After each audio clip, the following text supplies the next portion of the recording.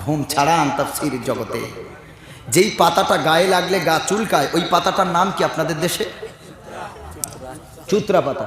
ও ত্রিপুরাতেও চুত্রাই বলে, আবার অনেক জায়গায় বিষাক্ত পাতা বলে।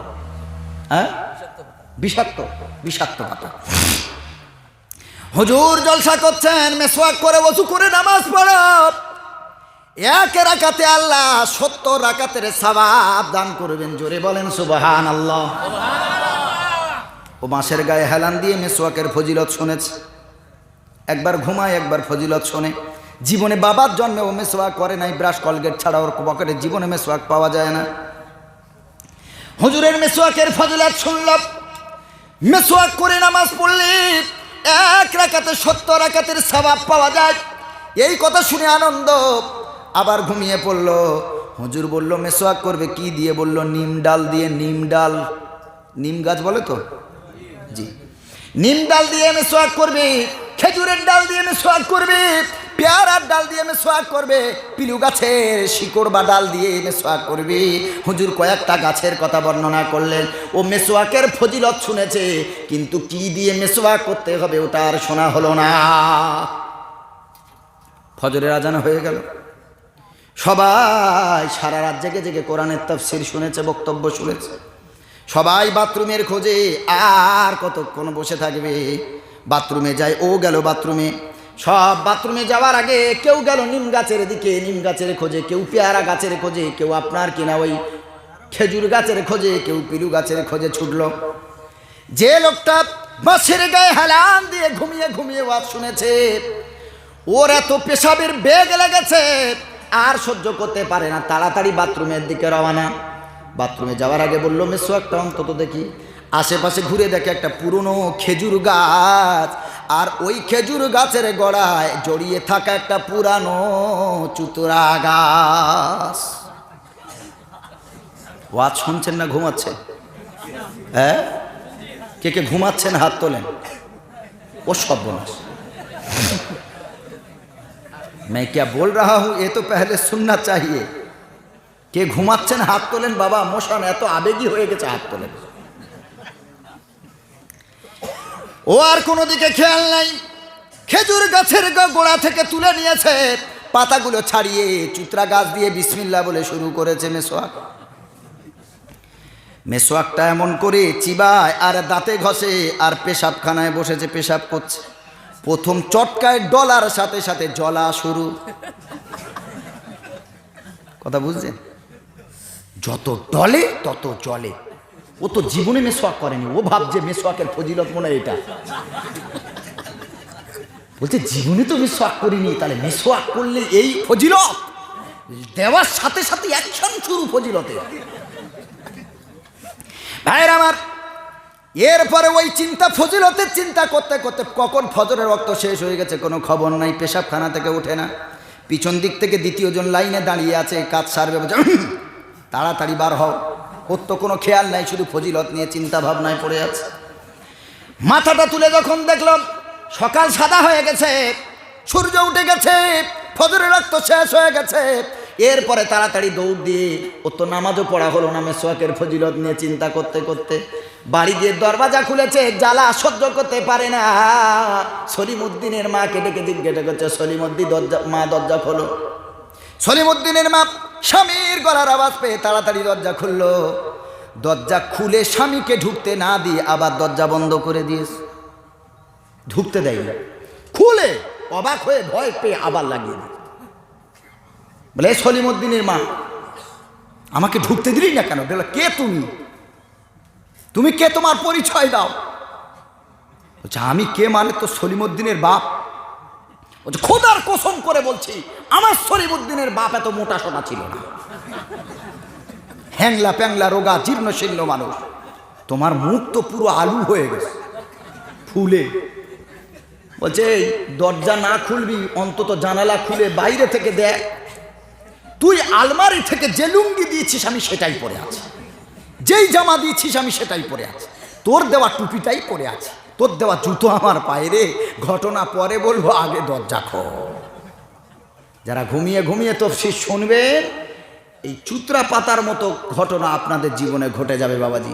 তখন সকালবেলা গরুর কি বৈশিষ্ট্য বলেছি আপনি সব ভুলে ভাত দিয়ে খেয়ে নেবেন।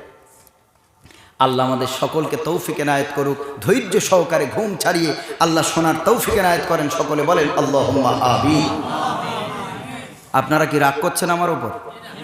খুশি তো নাকি বলবেন হুজুর তফসিরের বাইরে এটা বলার কি দরকার ছিল? আরে রাত্রে শীতের সময় আমি তো সিংহাসনে বসে আছি আর আপনি নিচে বসে আছেন, আপনার যে কি জ্বালা আমি বসে অন্তত অনুভব করছি। এই জন্য একটু হাসাচ্ছি যাতে ঘুমটা ছাড়ে।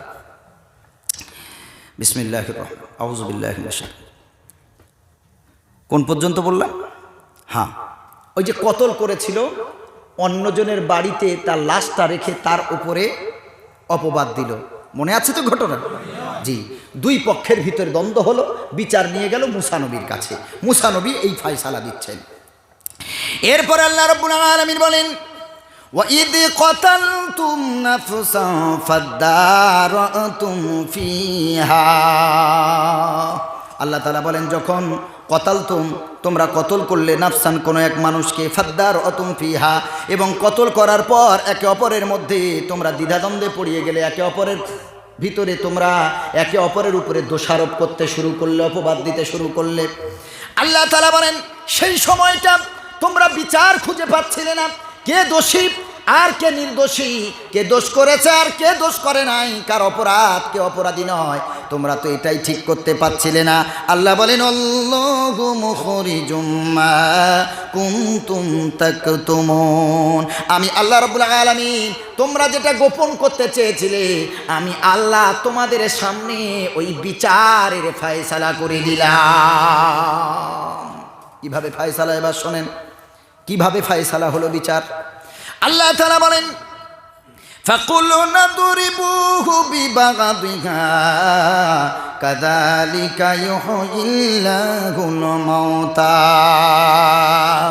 আল্লাহ তাআলা বলেন ফাকুলনা দুরিবুহু, আল্লাহ তাআলা বলেন আমি বললাম ইদুরিবুহু তোমরা তাকে মারো, বিবাদিহা ওই যে গরুটা জবাই করেছো ওই গরুর কোনো একটা অংশ দ্বারা তার গায়ে আঘাত করো, যা মানে হলো ওই মৃত লাশের গায়ে আঘাত করার কথা বলা হচ্ছে।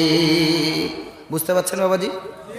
আল্লাহ বললেন যে গরুটা জবাই করলে ওই গরুর হাত হতে পারে, পা হতে পারে, নাক হতে পারে, জিহবা হতে পারে, গোস্ত হতে পারে, হাতের হাড় হতে পারে, পায়ের হাড় হতে পারে, যে কোনো একটা অংশ দ্বারা মৃত লাশের গায়ে আঘাত করো।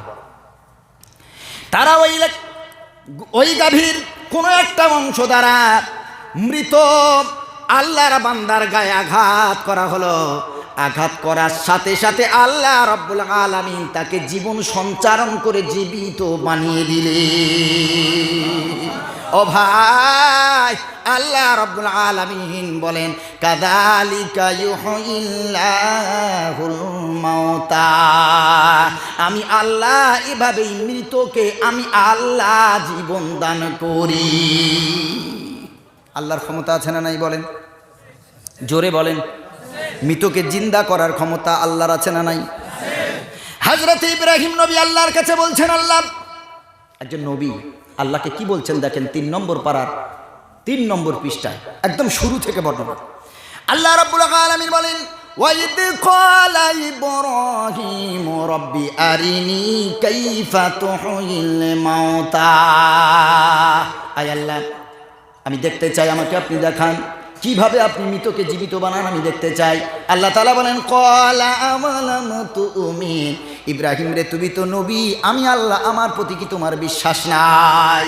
হযরত ইব্রাহিম নবী বললেন ক্বালা বালা, কেন নয় আল্লাহ, অবশ্যই বিশ্বাস করি। লিয়াতমাইন্না কলবি, আপনি যদি আপনার ক্ষমতা দেখাতেন, আপনার আমি যেহেতু নমরুদের বিরুদ্ধে লড়াই করব গো আল্লাহ, বাতিলের বিরুদ্ধে লড়াই করব, আপনি যদি আমার চোখের সামনে দেখাতেন আমার কলিজা ঠান্ডা হতো। আল্লাহ বলেন তাই? আল্লাহ বলেন ক্বালা ফাখুদ আরবাআতাম মিনাত তায়র, ধরো 4 ধরনের 4টে জীবকে, 4টে পাখিকে। সুবহানাল্লাহ পড়েন। আল্লাহ কিভাবে মৃতকে জীবিত করেন দেখেন, কি কৌশলে করেন। আল্লাহ রাব্বুল আলামিন ইব্রাহিম নবীকে বলেন ইব্রাহিম ফাখুদ আরবাআতাম মিনাত তায়র, 4 ধরনের পাখি আমার কাছে নিয়ে এসো, তোমার কাছে তুমি নিয়ে এসো। মুফাসসিরিনে কেরাম লিখেছেন, একটা হলো ময়ূর, একটা হলো কবুতর, একটা হলো চড়ুই, আর একটা হলো মোরগ। কেউ বলেছেন আর একটা হলো কাক। কাক বলে তো, ক্রো, ক্রো, CROW, ক্রো, কাক বলে তো, জি। কাক কালো, কোকিল কালো, কালো মাথার চুল, তবে আমি কালো হয়ে কি করেছি ভুল। কি গো, কালো রং হয়েছে বলে দুঃখ করেন? হ্যাঁ, কালো হয়েছে বলে দুঃখ আছে নাকি বাবাজি? জি না। কালো হয়ে কাবার গিলাফ কালো, কোরআনের কালি কালো, আল্লাহ তাআলা কালো দিয়ে রং সাজিয়েছেন, সুবহানাল্লাহ পড়ে। কালো হয়েছেন তো কি হয়েছে, কোনো অসুবিধা নেই। কালো বলে কি তাই বলে বল, আদর নেই কোমর, আর দেখলে আমার সবাই হাসে বন্ধ করে দৌড়। কাক কালো, কোকিল কালো, কালো মাথার চুল, তবে আমি কালো হয়ে কি করেছি ভুল।